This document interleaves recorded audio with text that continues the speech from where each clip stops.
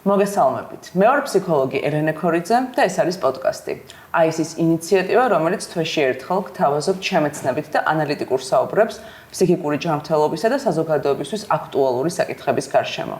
ვეცდებით ახალი პერსპექტივიდან დავინახოთ ის, რაც ჩვენთვის ნაცნობი, უცნობი ან ბუნდოვანია. 2024 წლის 28 ნოემბერი წყალგამყოფი აღმოჩნდა ქართული საზოგადოებისთვის. როდესაც ქართული ოცნების პრემიერ-მინისტრმა გააკეთა განცხადება, როდესაც მან თქვა, რომ ის წყვეტს ევროინტეგრაციისკენ მიმავალ გზას 2028 წლამდე. ამან დაუდო სათავე უწყვეტ პროტესტს, რომელიც 200-ზე მეტი დღეა გრძელდება. რეპრესიული კანონების, ამოქმედების და ავტორიტარიზმის დამყარების პარალელურად ქართულმა ოცნებამ საქართველოში დააბრუნა წამება და სასტიკი მოპყრობა. დღეს ჩვენი სტუმარი არის ფსიქოლოგი, წამების მსხვერპლთა ფსიქოსოციალური და სამედიცინო რეაბილიტაციის ცენტრის დირექტორი ლელა ცისკარიშვილი. ლელა, როგორ ხარ? გადასარევად. მადლობა, რომ ხარ ჩვენთან ერთად. დღეს ჩვენ ვისაუბრებთ ალბათ ერთ-ერთ ყველაზე მძიმე, მტკივნეულ და ძალიან გრძნობიარე თემაზე. ვისაუბრებთ წამებაზე, წამების დაბრუნებაზე საქართველოში. მაგრამ ასევე ვისაუბრებთ იმაზე, თუ რა დაგვეხმარება, რომ ამ ქაოტურ და турბულენტურ პერიოდში ადამიანებმა შევინარჩუნოთ სიმყარე და როგორ ვიზრუნოთ საკუთარ თავზე და ერთმანეთზე ამ პერიოდში. წელს წამების მსხვერპლთა ფსიქოსოციალური და სამედიცინო რეაბილიტაციის ცენტრს 25 წლის იუბილე აქვს და ეს ძალიან მნიშვნელოვანი თარიღი არის. ამ პერიოდის განმავლობაში ორგანიზაცია და ორგანიზაციაში მომუშავე პროფესიონალები მხარდაჭერას უწევენ, ეხმარებიან და რაღაცნაირად თანამგზავრები არიან იმ ადამიანების, რომლებიც ძალიან მტკივნეული გამოცდილებები აქვთ და ამ ასე ვთქვათ, მოშუშების გზაზე, ამ ტკივილების მოშუშების გზაზე მათთან ერთად არიან. ესენი არიან წამების მსხვერპლები, ომით დაზარალებული ადამიანები, იძულებით გადაადგილებული პირები, სექსუალური და ოჯახში ძალადობის მსხვერპლი ქალები და ბავშვები და ეს სია შეიძლება გავაგრძელოთ ძალიან დიდ ხანს, მაგრამ ჩვენ დღევანდელი საუბრისას მინდა აქცენტი გავაკეთო უფრო მეტად წამების მსხვერპლებთან მუშაობაზე, გამომდინარე იქიდან, რომ ორგანიზაცია საკმაოდ უხვი გამოცდილება დაუგროვდა ამ თემაზე მუშაობის, მათ შორის წინა ხელისუფლების პერიოდში ორგანიზაცია აქტიურად მუშაობდა წამების მსხვერპლთა რესოციალიზაციის, რეაბილიტაციის პროცესზე და შენ ერთ-ერთ ბოლო ინტერვიუში ასეთ რამეს ამბობ და ძალიან საინტერესო არის. 10 წელზე მეტია წამება თითქოს აღარ იყო საქართველოს ადამიანის უფლებათა დღის წესრიგის ნაწილი. ბედის ირონიით, ამჟამინდელმა მმართველმა პარტიამ 2012 წლის არჩევნები წამების საწინააღმდეგო მესიჯებით მოიგო და დაპირება გასცა, რომ დაასრულებდა იმ საშინელებას, რაც სასჯელ აღსრულების სისტემაში ხდებოდა. 2024 წელს კი მან წამება დააბრუნა ამჯერად თბილისის ქუჩებში და შეგვიძლია ვთქვათ, რომ არა მხოლოდ თბილისის ქუჩებში, არამედ თავად სასჯელ აღსრულებით დაწესებულებებშიც. და პირველი კითხვა ასე ჟღერს, რას ნიშნავს წამების დაბრუნება და რაზე მიანიშნებს, როდესაც ხელისუფლება მიზანმიმართულად იყენებს ადამიანების დამცირების, ღირსების შელახვისა და დაშინების პოლიტიკას. ელენე, ძალიან დიდი მადლობა, რომ ამ თემას უთმობთ დროს. პირველ რიგში მინდა ცოტა განვმარტოთ წამები, მაგრამ აი ეს ცოტა სიღრმისეულად ავხსნა. იმიტომ რომ ძალიან დიდი და სერიოზული რაღაც დგას ამ სიტყვის უკან. წამების მდგენელები არის ერთი არის უკიდეგანო ტკივილი და ტანჯვა, როგორც ფიზიკური, ასევე ფსიქოლოგიური, სულიერი, ემოციური, გაუსაძლისი ტანჯვა. მეორე წამებასაც განასხვავებს უკვე სამართლებრივ ჩარჩოში სხვა ტიპის ძალადობისგან, სადაც შეიძლება ზიანი და ტანჯვა იგივე იყოს ინდივიდის მიერ განცდილი. წამებას განახორციელებს ყოველთვის იერარქიაში მაღლა მდგომი ადამიანი. წამება, როდესაც დეფინიციებას ვაკეთებთ, სახელმწიფო ძალადობს ადამიანს. ეს არ არის, თქვათ, ჰორიზონტალური ურთიერთობა, თუმცა შეიძლება, თქვათ, რაღაც კრიმინალურ გარჩევაში აწამონ ადამიანი. თუმცა სამართლებრივად, იმიტომ არის აი ესეთი მძიმე, უხეში, სასტიკი წამება, რომ სახელმწიფო, რომელიც უნდა იცავდეს ადამიანს, ბრუნავდეს ადამიანზე, სახელმწიფო ადამიანს აგდებს უკიდეგანო უსუსურობის მდგომარეობაში და უკიდეგანო ტანჯვას აყენებს მას. ძალიან სხეულებრივია, ხო წამება, რატო არის ასეთი მძიმე, იმიტომ რომ ჩვენი ყველა სისხეული არის რაღაცა ის ჩვენი ტაძარი, რომელშიც ცხოვრობთ დაბადებიდან გარდაცვალებამდე და აი აქ ხდება შემოჭრა უკიდეგანოდ ფიზიკურია ის ტკივილი, რასაც ადამიანები განიცდიან წამებისას. და ერთ-ერთი კიდევ მნიშვნელოვანი მდგენელი, რაც არის წამებს სამართლებრივად არის, რომ მიზანმიმართული სურვილი, რომ ეს უკიდურესი ტანჯვა მიაყენო ადამიანს და სწორედ ეს ვნახეთ ჩვენ 2024-ის გაზაფხულის აქციებსაც ვნახეთ, თუმცა წარმოდგენა არ ჰქონდა რა გველოდა ნოემბერ-დეკემბერში, ხო? რომ ეს სრულიად დეჰუმანიზირებული მანქანა სახელმწიფო, რომელიც როგორც ჩანს დიდი ხანი მიდიოდა წრთნა და ტვინის გამორეცხვა და მომზადება ამისთვის, რომ ასე მოქცეულიყვნენ საკუთარ მოქალაქეებს მიზანმიმართულად უკიდეგანო ტანჯვას აყენებდა, უკიდეგანო დამცირებას და შეურაცხყოფას და ეს ისეთივე მტკივნეული ადამიანებისთვის, როგორც ფიზიკური წამება. შეიძლება ფიზიკური იარები და დაზიანებები გაქრეს, მაგრამ ის ფსიქოლოგიური ზიანი, ის დამცირება, ის სიკვდილის თქვათ მუქარა, ის მუქარა, რომ შენი ოჯახის წევრებს გაუპატიურებენ, ბავშვებს მოგიკლავენ. აი ეს ჭრილობები, ემოციური, მორალური, რაც კიდევ დავარქვათ, ძალიან დიდი ხნის განმავლობაში მიყვება ადამიანს. და ერთავამატებს სოციალურ განზომილებას, რომ ეს იზოლირებული შემთხვევები არ იყო. როდესაც წამება არის სისტემური, სისტემის ნაწილი, ხო, როდესაც მისი მიზანი არის, რომ დააშინო საზოგადოება, დააშინო ადამიანები, დააშინო და ძალა გამოაცალო, ასე ვთქვათ, შენს მოქალაქეებს. ამის მიზანი არის, ასე ვთქვათ, ისე კი დამატებითაც ის, რომ საზოგადოება დაამციროს, საზოგადოება გააჩუმო, აი სიჩუმე არის ძალიან მნიშვნელოვანი ნაწილი, იმიტომ რომ ტერორი და სიჩუმე არის შედეგი, რაც მოყვება წამებას ინდივიდუალურ დონეზე. და გრძელვადიანად თქვა სოციალურ დონეზეც ეს არის, რომ ტერორი, სიჩუმე და ხშირად აღწერენ, რომ სიტყვები არ არსებობს, რომ გამოიხატოს ის საშინელება, ის სისასტიკე, რასაც განიცდიან წამების შემდგომ ადამიანები.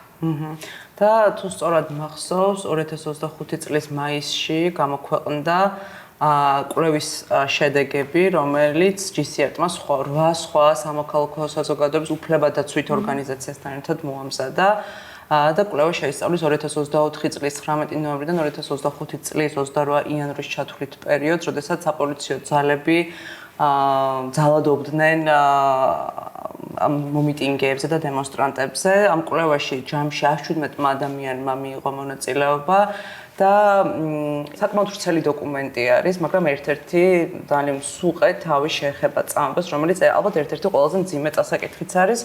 რამდენადაც ის აერთიანებს აი მზეპირ ისტორიებს, ადამიანები როგორ ყვებიან თავიანთი გამოცდილების შესახებ, რას აკეთებდნენ სპეცრაზმელები და ასე თქვა საპოლიციო ძალების წარმომადგენლები, როგორ აკავებდნენ ადამიანებს, როგორ ცემდნენ სპეციალური ხელთათმანებით, როგორ გაყავდათ ისინი მედიის კამერების მიღმა, ასე თქვა, სადაც მათი ძალადობა კიდევ უფრო ინტენსიური ხდებოდა.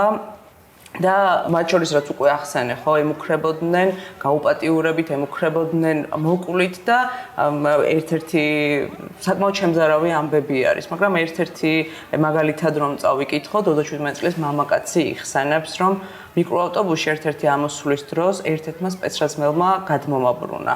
ჩემ შეკულ ხელებზე ხტუნაობდა და მეუბნებოდა, კიდე მოხვალ აქციაზე. მაგ დროს თავში ჩამარტყა და არ ვიცი, მგონი გავითიში, ან სისხლი წამომივიდა ცხვირიდან. თავი დამანება და სხვა დაკავებულის ცემა დაიწყო. ასეთი ისტორია კიდევ ბევრი არის, რომლის წაკითხვაც შეგვიძლია სამწუხაროდ ბევრი არის კიდევ ასეთი ისტორია, რაც როგორც აღნიშნე, მიანიშნებს, აი ამის გაანალიზება მიანიშნებს იმაზე, რომ ეს წამება იყო დაგეგმილი და ორკესტრირებული ქმედება სახელმწიფოს მხრიდან. და საინტერესო არის, შენ ისაუბრე ჭრილობებზე, რა ჭრილობებს ტოვებს წამების შემთხვევები და უფრო მეტად რომ გავშალოთ ეს თემა, როგორ აისახება ასეთი ძალადობა ადამიანზე და რა ჭრილობებს ტოვებს ინდივიდის დონეზე უფრო ხანგრძლივად. მადლობა ამ შეკითხვისთვის.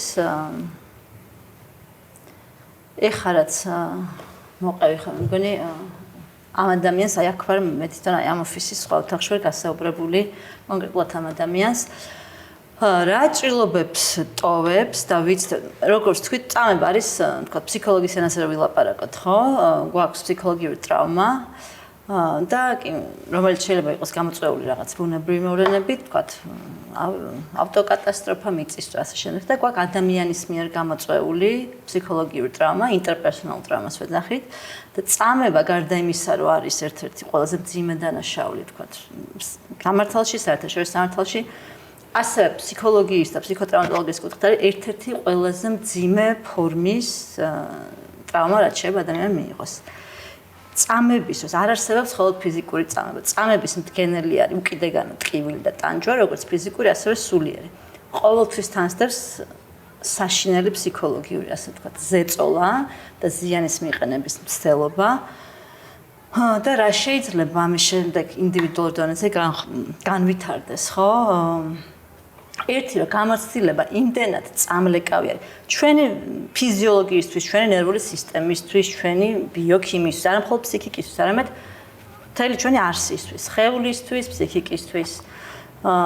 რომ ეს მოვლენა იმდენად დომინანტური ხდება, რომ უნებლიეთ ადამიანი ზურგს აქცევს, აწყოს და მომავალს და მუდმივად აი ეს ინციდენტი ხდება მუდმივი განსაცვლელი მისი ყოფიერების.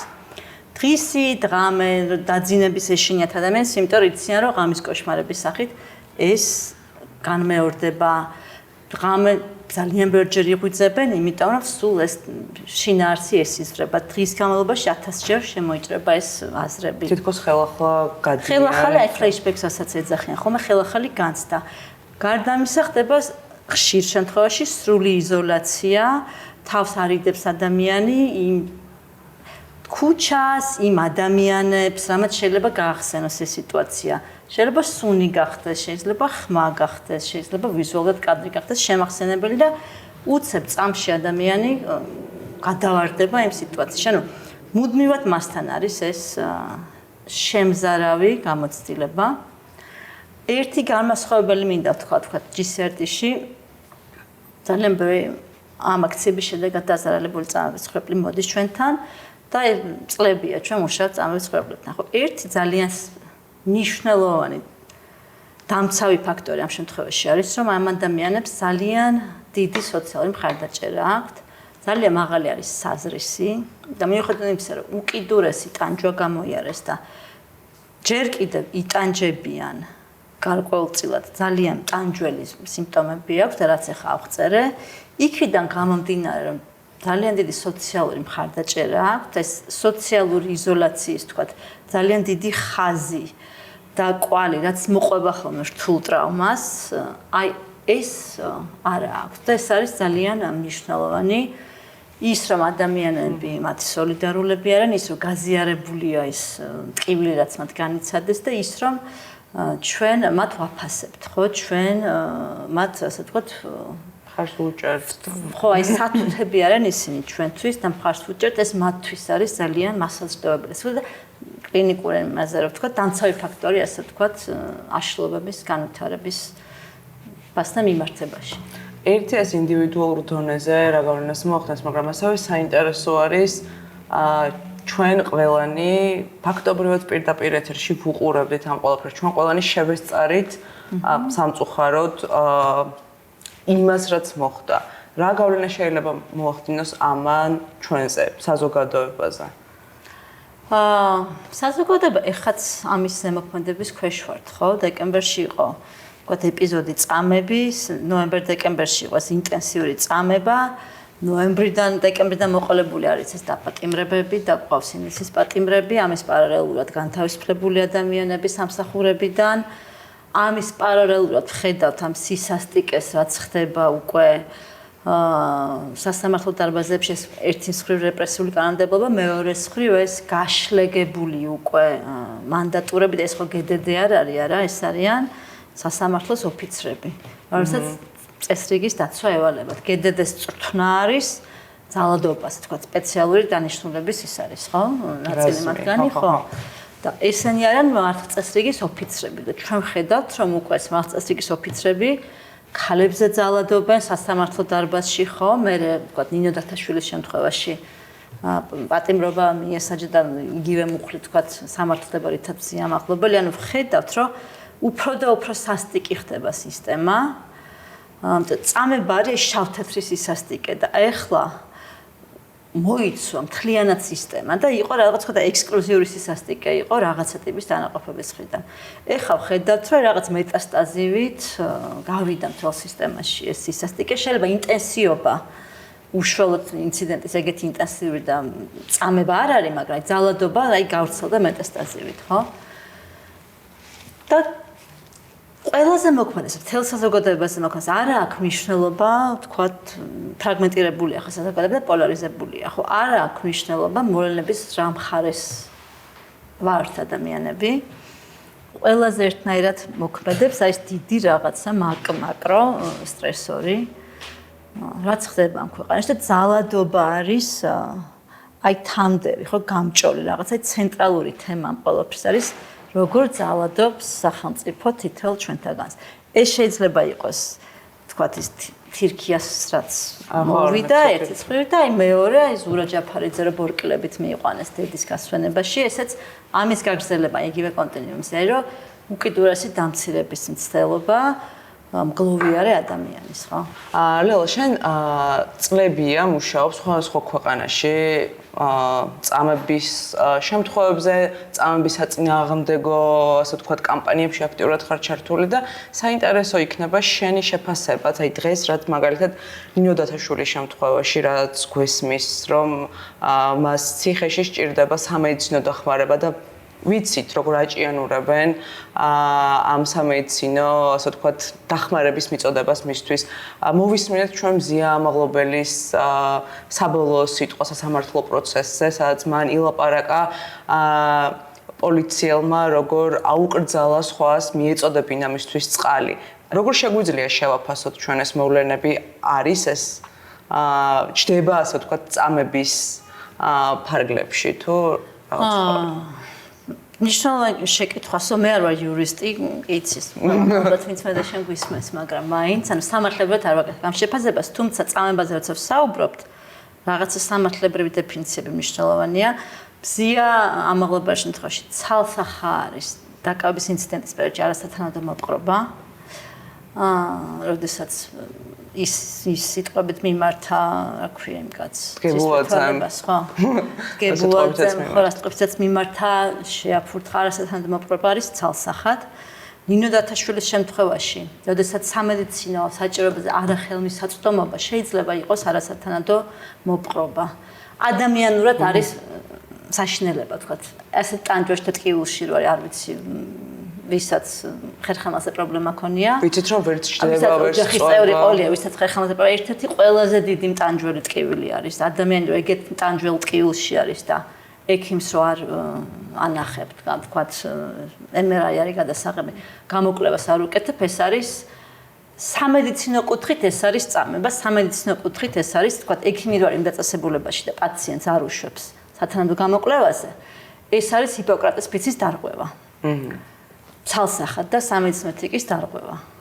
სამართლებრივად, თქვათ, ალბათ რაღაცა ომბუდსმენი ვიცი რომ შესული იყო და რაღაცა დამატებითი მდგენელები არის სამართლებრივი საჭირო, რომ კვალიფიცირდეს, თქვათ, არასათანადო მოპყრობად. დღეს გავიგეთ ჩვენ ეს, არ ვიცი როდის გავა პოდკასტი, მაგრამ დროისთვის შეიძლება ყველანაირი ეს იყოს. შეიძლება სულ სხვა სურათი მივიღოთ. ხო, მაგრამ ადამიანად სამედიცინო კუთხით ექიმი როდესაც ხარ, შენი სამედიცინო ექიმი ჰიპოკრატეს ფიცი გავალდებულებს, რომ პაციენტის ერთგული უნდა იყოს და პაციენტი უპირველეს ყოვლისა.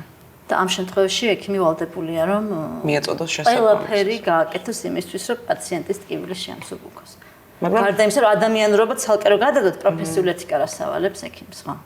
კი, ძალიან მნიშვნელოვანი არის აი ამ პროფესიული სტანდარტების მაღალ პროფესიონალურად დაცვაც და შენ ახსენე ის რეპრესიული კანონები და ჩვენ ხედავთ რაღაც ოცნების არაკონსტიტუციურმა და არალეგიტიმურმა მთავრობამ როგორ მიიღო არათუ ერთი კანონი, არამედ კანონების კასკადი, რომელიც მნიშვნელოვნად ზღუდავს ადამიანის უფლებებს და ზღუდავს სივრცეს ადამიანის უფლებების დაცვისთვისაც, რომ ის ცდილობს მაქსიმალურად გააქროს ნებისმიერი კრიტიკული ხმა, განსხვავებული აზრი რომ გაამყაროს თავისი ავტორიტარიზმი, რაც ასევე ხელს უშლის და აფერხებს სამოქალაქო საზოგადოების ორგანიზაციების საქმიანობასაც, მათ შორის რუსული კანონი, იგივე კანონი უცხოური გავლენის გამჭვირვალობის შესახებ, ეგრეთ წოდებული ფარა, რომელიც ამბობენ, რომ ამერიკული ფარას ასლი არის, მაგრამ ვიცით, რომ ასე არ არის, კანონი გრანტების შესახებ, რომლებიც უკვე ამოქმედებულია და ფაქტობრივად შეუძლებელს ხდის ორგანიზაციების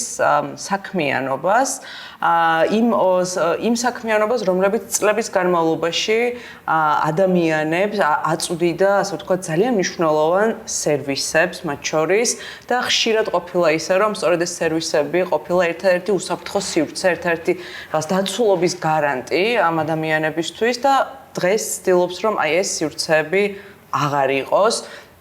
გარდა ამისა, GCRT წლების განმავლობაში მუშაობდა არა მხოლოდ, ასე ვთქვათ, ფსიქოსოციალური და სამედიცინო სერვისების გაცემის მიმართულებით, არამედ ის აქტიურად თანამშრომლობდა სახელმწიფო უწყებებთანაც და ეხმარებოდა მას ინოვაციური, მტკიცებულებით გამყარებული მიდგომების დანერგვაში, მაგალითად, არსულწლოვანთა მართლმსაჯულების რეფორმა, რომელიც დგას აღდგენით მართლმსაჯულებაზე და დღეს ის ფაქტობრივად აღარ არსებობს.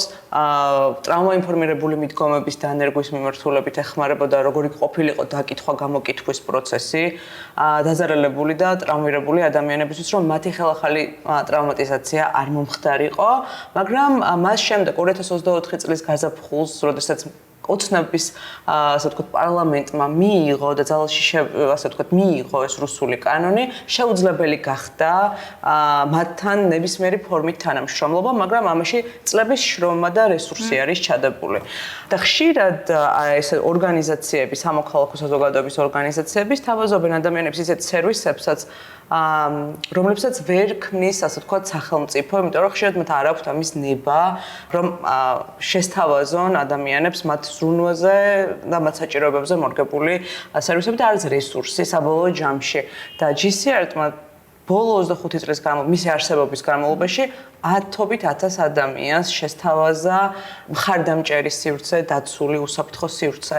და დღეს რეალური არის იმის რისკი, რომ ასეთი ორგანიზაციები, რომლებიც ხშირად საოცრად მნიშვნელოვან სერვისებს გასცემენ, გაქრნენ და აღარ არსებობდნენ.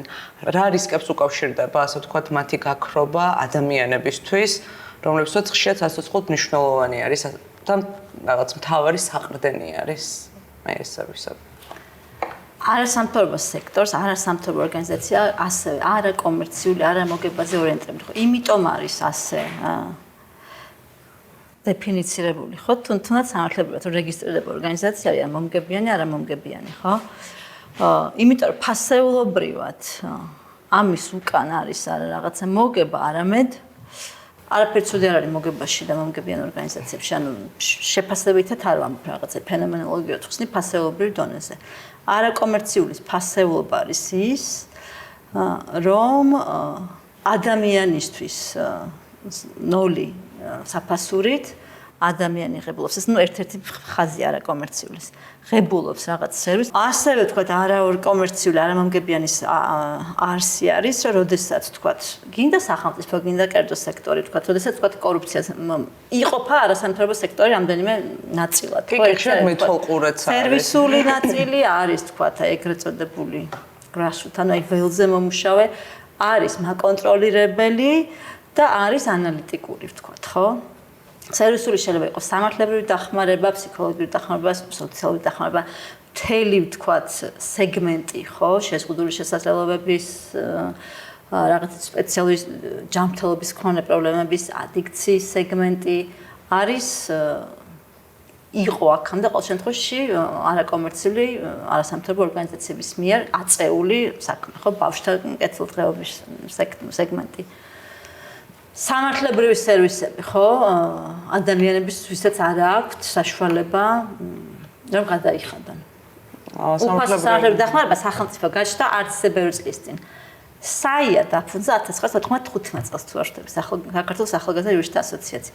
ჩემთვის და მეგონი არა მარტო ჩემთვის საქართველოს ახალგაზრდა იურისტთა ასოციაცია არის რაღაცაი მორალური სარკე ქართული საზოგადოების. და ეხლა რისკის ქვეშ ვართ, რომ საქართველოს ახალგაზრდა იურისტთა ასოციაცია შეიძლება დაიხუროს. მე გასცემ, რომ საქართველოს დაიხურება, საიაროდ დაიხურება. ერთ-ერთი პირველი არასამთავრობო ორგანიზაცია. მალევე მოყვა თქვა სამართლიანი არჩევნები GCRT 2000-ში დაუფუძნდით და პირველი ორგანიზაცია იყო GCRT, თუმცა ვინც GCRT დააფუძნა, ის ხალხი მანამდე მუშაობდა დევნილთა ფსიქოსოციალურ პროექტებში, მაგრამ აი ესეთი მულტიდისციპლინარული ფსიქოსოციალური სამედიცინო სოციალური სერვისი პირველი იყო GCRT, რომელიც დაფუძნების დღიდან ემსახურებოდა ნაწამებ იძულებით ადგილმასწავლ პირებზე თამუშაობდით. ყველაზე მძიმე ტრავმული გამოსვლების მქონე ადამიანებთან აფხაზეთიდან ძირითადად. ჩეჩნეთის ომი მაშინ ჯერ კიდევ მიმდინარე იყო და პირველი ომი მეორე ომი ახალი დამთავრებული იყო ბოდიში. უმძიმესი კატეგორია იყო ჩეჩნეთიდან და როგორც დავიწყეთ მაგას ხვები. და ეს იყო შევარდნაძის დრო, კახა თარგამაძის შინაგან საქმეთა სამინისტრო, ადამიანები ცვიოდნენ პოლიციის შენობებიდან. შინაგან საქმეთა სამინისტროს იზოლატორებში საშინელი წამება იყო, წარმოუდგენელი წამება ხდებოდა და აი ამ სამიზნე ჯგუფით დავიწყეთ ძალიან პატარა მცირე სერვისი, უნიკალური ფაქტიურად იმ დროისთვის. რატო ყვები ამებს, რომ არასამთავრობო სექტორი, სამოქალაქო საზოგადოების სექტორი რაღაც ევოლუციურად ავითარებს პროცესებს ქვეყანას. ძალიან ბევრი სიკეთე რაც ბოლომდე გქონდა, იყო სწორედ არასამთავრობო სექტორის მოტანილი, იმიტომ რომ ეს არის სექტორის სეგმენტი ადამიანები ვინც საქმიდან თავარი ფასეულობა არის მსახურება, ასე ვთქვათ, ბრჭყალებში ვთქვათ, რომ ემსახურო საქმეს, ემსახურო მიზანს და რაღაცა ხო, აი მსახურება დაიცვა, ადამიანის უფლებები დაიცვა იმ ადამიანის უფლებები, ვისაც არ აქვს ხელმისაწვდომობა არ ვიცი, მე იქ რაღაცა ტიპის სიკეთეებს და გააუმჯობესო ადამიანების ცხოვრება. ხო და ჩემთვის არის სინონიმია მსახურების ამ სექტორში მუშაობა მოკლედ. და რასაკვირველია ამ კორუფციულ, უკვე ძალიან ძალადობრივ, იერარქიულ, რაღაცა მაფია სინდიკატთან დაახლოებულ სისტემას, რაც დღევანდელი ქართული ოცნება არაფერში არ ჭირდება ეს სეგმენტი, მნიშვნელოვანი რაღაცა გამჭვირვალობაზე და პასუხისგებაზე, თქვათ, ბევრს მუშაობენ არასამთავრობო ორგანიზაციები. აკონტროლებენ, ამონიტორინგებენ რა კორუფციული სქემები შეიძლება იყოს სახელმწიფოში. ან ყველაზე გამჭვირვალე სეგმენტი ნებისმიერ სახელმწიფოში არის არასამთავრობო სექტორი. და სწორედ ამის მოკლა უნდათ, იმიტომ რომ მაკონტროლირებელი არის, ასე ვთქვათ, არასამთავრობო სეგმენტი. მე სამხედრო რომ ხშირად არასამთავრობო სექტორი არის რაღაც გარკვეული მედიატორი ხალხსა და სახელმწიფოს შორის. ესეც არის, იმიტომ რომ როგორც მედიასაც ესროლებს და მედიასაც იგივე ემუქრება. მედიაც გამქრალია, ხო? ხო, ჩვენ უფრო დღეშია, ჩვენ რაღაცა სულს ყვაპთ. მედია, ხო, ნუ რაღაც, ხო. ხო, სულის სამწუხარო რეალობა არის, მაგრამ იმით რომ ასეთ სერვისები აღარ იქნება, ადამიანები დარჩებიან ამ უსაფრთხო სივრცეების გარეშე. ეს არის ალბათ ძალიან ბევრი რამის გარეშე დარჩებიან ადამიანები, დაბრუნდება. თუ ჯერ არ ვიცით რა სცენარები განვითარდება, ხო? მაგრამ ქართული ოცნების სურვილი დღევანდელი რაც არის სრული მონოპოლიზაცია ყველა შრის საზოგადოების და რა არის რუსეთში, ხო, რა არის, ვთქვათ, ბელორუსში, რა არის თურქმენეთში, რა არის, ჩვენ ჯერ დიქტატურა არ ვართ, გზაზე ვართ, ხო? არის დიდრების ფენა და არის ღარიბების ფენა და შუა არ არსებობს. და ამ დრომდე აქეთკენ მიდის, ხო, და ეს დიდრების ფენაც არის ურთიერთდამოკიდებული იმ მხრივ, რომ ყველას ერთმანეთზე კომპრომატი, ყველას არანაირი ფასეულობრივის არ არის, კავშირი აქა. ვინ როდის მოხდება ციხეში, ან ვინ როდის ექნება რაღაცა. და ვხედავთ იმასაც თავის აქამდე ვისთან ერთად თანამშრომლობდნენ, როგორ ხდებიან თავიანთი პატიმრები, ასე ვთქვათ. საკუთარ ხელს კიდევ უფრო სასტიკად მოექცევიან. ნელ-ნელა დასასრულისკენ რომ წავიდეთ და წავიყვანოთ ჩვენი საუბარი, დავიწყე იმით, რომ 200-ზე მეტი დღე გავიდა უწყვეტი პროტესტის მიმდინარეობისა და ამ პერიოდის განმავლობაში ადამიანები არ ჩერდებიან, არ ნებდებიან და აგრძელებენ და ყველა ერთად ვაგრძელებთ ბრძოლას, რომ ქვეყანა დაუბრუნდეს იმ რელსებს, რომელიც იცავს ადამიანის უფლებებს, ღირსებას და სამართლიანობას და ჩვენ ვიბრძვით, ასე ვთქვათ, ყველაზე ფუნდამენტური უფლებებისთვის, მაგრამ ყველაზე მაღალი ღირებულებებისთვის ამავდროულად. და ამ პროცესში ის ადამიანები, რომლებიც აქტიურად არიან ჩართულნი აქტივიზმში, ძალიან მნიშვნელოვანი არის, რომ არ გამოიფიტონ და ადამიანებმა შეძლონ, ასე ვთქვათ, თავიანთი ეს რესურსი უფრო პროდუქტიულად მოახმარონ ამ ბრძოლას და მე ვისთანაც მაქვს, ასე ვთქვათ, კომუნიკაცია ძალიან ხშირად მესმის, რომ იცი რა არა, ახლა მე დასვენების დრო არ მაქვს. ახლა მე თუ გავჩერდი და ოდნავ მაინც თუ შევწყვიტე ის, რასაც ვაკეთებ, მე ამის გამო ძალიან დიდი დანაშაულის განცდა მექნება და ჩვენ ისედაც ვიცით აქტივიზმში რამდენად არის, ასე ვთქვათ, ფესვგადგმული და გავრცელებული, ოდნავ უფრო დამაზიანებელი რაღაც ნორმები, ხო, რომ აი შენ უნდა შეეწირო ამ საქმიანობას ეს კი ძალიან მაღალი საზრისის და ღირებულების შემცველი არის, მაგრამ ამავდროულად უკავშირდება, არ ვიცი, ფსიქიკური ჯანმრთელობის პრობლემებსაც, რომელიც შემდეგ გადადის უკვე ფიზიკური ჯანმრთელობის პრობლემებში, ადამიანები ყვებიან თავიანთი გამოცდილებების შესახებ, ხო როგორ აწუხებთ ზურგი, ფეხი, რაღაცა სხეულში როგორ გადმოდის ეს ყველაფერი და მინდა ვისაუბროთ ასე ვთქვათ, აი დასასრულისკენ, რა არის ის გზები, ხერხები, არ ვიცი, სტრატეგიები, როგორ შეიძლება ადამიანებმა ამ турბულენტურ და მართლა ქაოტურ და ძალიან განუსაზღვრელ დროში შეძლონ გარკვეული რაღაცა ის მართლა მცირე კუნძულების შექმნა, რომლებიც დაეხმარებათ ამოსუნთქვაში, რაღაცა ძალების მოკრებაში, ენერგიის აღდგენაში და უსაფრთხოების განცდის დაბრუნებაშიც. ოღონდ საკუთარ თავზე ზრუნვაში ისე, რომ დანაშაულის განცდაც არ ღრღნინდეს ამ დროს ადამიანს. მე მგონი რამდენიმე დონე არის. ესე ცალკე პოდკასტის თემა ახლა ამ დასრულება. მაგრამ რაღაცა ჩვეულებრივ ძალიან მძიმე თემაა. ახლა შენ რო გისმენდი, მე მგონი ყველაზე მნიშვნელოვანი, იმიტომ რომ რამდენიმე დონე მთელი ეკოსისტემა არის პროტესტის ირგვლივ. და სახელმწიფო თქვა წარმატებულად ამ ეტაპისთვის ვაღიაროთ მოკლა რაღაცა ჩაახშო. როდესაც დააყადაღდა ის ფონდები, რომლებიც იხდნენ ჯარიმებს, რომლებიც პატიმრის ოჯახის წევრებს უხდიდნენ რაღაცა სტიპენდიას, რომლებიც ფიზიკურად დაზარებულ ადამიანებს მოშვებოდნენ, სამედიცინო ხარჯებს უწევდნენ, საჯარო მოხელეებს, ვინც გამოაგდეს სამი თვის ხელფას უხდიდნენ. ამა დიდი ზიანი, ანუ ეკოსისტემას პროტესტის დიდი ზიანი მიაყენა, იმიტომ რომ გართულდა ჯარიმების გადახდა, ხო? გართულდა, თქვათ, რა ვიცი, სამედიცინო ხარჯების ისა. ეს ეკოსისტემა რაღაცნაირად აღდგა, მაგრამ მე მგონია, ხო, შენ რა გისმენთ, ერთ-ერთი ყველაზე მნიშვნელოვანი ჩვენ ყავს რაღაც აი ფრონტის წინა ხაზზე მდგომი რამდენიმე 1000 ადამიანი, ვინც დაუღალავად თავს წირავს ამ ქვეყნისთვის. მე მგონი ძალიან მნიშვნელოვანია, რომ ვინც შეიძლება შედარებით უკანა ფლანგზე ვართ, უნდა მოხდეს ამათი გაზრდება და ჩანაცვლება.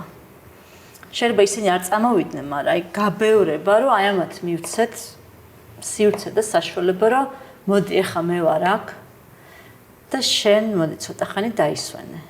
დიდი მადლობა, რასაც აკეთებ და ახლა ცოტა ხანი მე ოლიმპიურ ცეცხლს. მე წავიღებ, ჩვენ წავიღებ. ძალიან მნიშვნელოვანია, მე მგონი, იმიტომ რომ როგორ ეს ადამიანები თავს წირავენ მართლა ამ ქვეყანას. ყველა ჩვენ საქმეს აკეთებენ და სათანადო მადლიერებას არ გამოვხატავთ მათ მიმართ. და ეს სათანადო მადლიერება იქნება ეს მისვლა, ჩანაცვლება, გაბევრება და მაშინ ართმაცარი ძალიან ბევრად მეტი ადამიანი არის ემოციური თანამონაწილე პროტესტის, ვიდრე ჩდება რუსთაველზე, ხო? და სამწუხაროდ რაღაცა ბარიერებია, ყველას თავისი აქვს, მაგრამ სამწუხაროდ რაღაცა ხელს გვიშლის ადამიანებს, რომ იქ გავიდეთ. და მე ვიტყოდი, აი პირველ რაღაცა ქედი უნდა მოვიხადოთ იმ ადამიანის წინაშე, ვინც ყოველდღე იქ არიან და მივიდეთ უფრო მეტნი, რომ ამათმა ცოტა ცადონ ამოსუთქვა. მეც აი ხა ვერ ვწყვით მართლა ცალკე პოდკასტი შეიძლება გაკეთდეს, როგორ ვიცნოთ ერთმანეთს, მაგრამ სოლიდარობა არის სოციალური არეულობა, რასაც მოძრაობა არის პროტესტები, მთავარი არის სოლიდარობა. ინსტრუმენტი ერთმანეთს დახმარების არის სოლიდარობა. ეხლა ძალიან ბევრი ბრაზია საზოგადოებაში და მაგიტომ და ბრაზი თქვა იგივე ნეირომეცნიერებიდან რომ მოვიტანო, გარდა ეს სოციალური პროცესებიდან, სოციალური ფსიქოლოგიიდან, არის მაინიცირებელი. მაგრამ ატრანსფორმირებელი არის თანაგრძნობა. თანაგრძნობა გვიბიძგებს მოქმედებისკენ. სოლიდარობა არის მასში თანაგრძნობასთან და ჩვენი სოლიდარობა ხა უნდა გამოიხატოს იმაში, რომ აი ამ ადამიანებს ხელი მოუკიდოთ და შეიძლება ჩავეხუტოთ და უცხოთ რომ წავიდნენ. დაიძინონ და ჩვენ მაგათ ნაცვლად გავაგზავნოთ. ბერჯერ მოგისმენიათ, ერთ-ერთი ჩემი საყვარელი ის არის ანტაზა აფრიკული, თუ გინდა იაროს სწრაფად, წადი მარტო, თუ გინდა წახვიდე შორს, წადი სხვებთან ერთად და მეგონა აი ჩვენ ახლა ეს დანარჩენი ყველა სხვები უნდა გამოვიდეთ, რომ შორს წავიყვანოთ ეს ქვეყანა. ძალიან დიდი მადლობა ლელამ საინტერესო საუბრისთვის და დროის დათმობისთვის და ძალიან მნიშვნელოვანი არის მართლა რომ ამ სოლიდარობის ნოტაზე დავასრულოთ ჩვენი საუბარი და თან გავითვალისწინოთ რომ ყველას ჩვენი როლი გვაქვს აი ამ პროტესტში არც ერთის არავის როლი არ კნინდება აქციაზე დგომით ან არ დგომით მაგრამ აი ამ სოლიდარობას აქვს არ ვიცი მაგიური ძალაც ხშირ შემთხვევაში დიდი მადლობა ჩვენს მსმენელს რომელიც ჩვენთან ერთად იყო ამ დროის განმავლობაში და მჯერა რომ ეს საუბარი ბევრისთვის იქნება რა ვიცი мотивაციაც საკუთარ თავზე მზრუნველი კუნძულების მეტნაკლებად და გაჩენის მცდელობის დაწყებაც და რადგან მხოლოდ ასე შეგვიძლია რომ შევინარჩუნოთ ძალაც და მხნეობაც თქვენ უსმენთ ISIS პოდკასტს და მომავალ შეხვედრამდე